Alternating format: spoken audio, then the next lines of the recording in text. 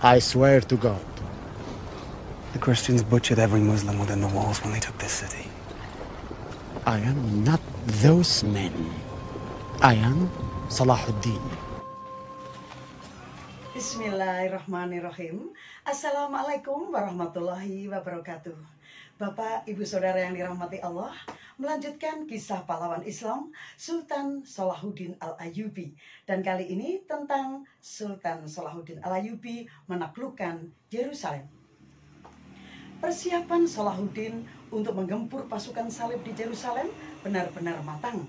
Ia menggabungkan persiapan keimanan non-materi dan persiapan materi yang luar biasa. Persiapan keimanan ia bangun dengan membersihkan akidah Syiah Batiniyah dari dada-dada kaum muslimin dengan membangun madrasah dan menyemarakkan dakwah. Pemersatuan, kesatuan umat ditanamkan dan dibangkitkan kesadaran mereka menghadapi pasukan salib. Dengan kampanyenya ini, dia berhasil menyatukan penduduk Syam, Irak, Yaman, Hijaz, dan Maroko di bawah satu komando. Dari persiapan non-materi ini, terbentuklah sebuah pasukan dengan cita-cita yang sama dan memiliki landasan keimanan yang kokoh. Dari segi fisik, Salahuddin mengadakan pembangunan markas militer, benteng-benteng perbatasan, menambah jumlah pasukan, memperbaiki kapal-kapal perang, membangun rumah sakit, dan lain sebagainya. Pada tahun 580 Hijriah, Salahuddin menderita penyakit yang cukup berat. Namun dari situ tekadnya untuk membebaskan Yerusalem semakin membara. Ia bertekad apabila sembuh dari sakitnya, ia akan menaklukkan pasukan salib di Yerusalem, membersihkan tanah para nabi tersebut dari keyakinan kesyirikan Trinitas. Dengan karunia Allah, Salahuddin pun sembuh dari sakitnya. Ia mulai mewujudkan janjinya untuk membebaskan Yerusalem. Pembebasan Yerusalem bukanlah hal yang mudah. Salahuddin dan pasukannya harus menghadapi pasukan salib di Hattin terlebih dahulu. Perang ini dinamakan Perang Hattin. Perang besar menghadapi mereka sebagai pembuka untuk menaklukkan Yerusalem. Dalam perang tersebut, kaum muslimin berkekuatan 63.000 pasukan yang terdiri dari para ulama dan orang-orang soleh. Setelah menguras energi di Hattin, akhirnya kaum muslimin tiba di Al-Quds, Yerusalem. Dengan jumlah pasukan yang besar, tentara-tentara Allah ini mengepung kota suci itu. Perang pun berkecamuk. Pasukan salib sekuat tenaga mempertahankan diri.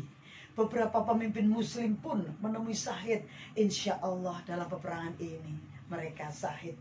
Melihat keadaan ini, kaum muslimin semakin bertambah semangat untuk segera menaklukkan pasukan salib. Untuk memancing emosi kaum muslimin, pasukan salib memancangkan salib besar di atas Kubatu Sakrah. Salahuddin dan beberapa pasukannya segera bergerak cepat ke sisi terdekat dengan Kubatu Sakrah untuk menghentikan kelancangan pasukan salib.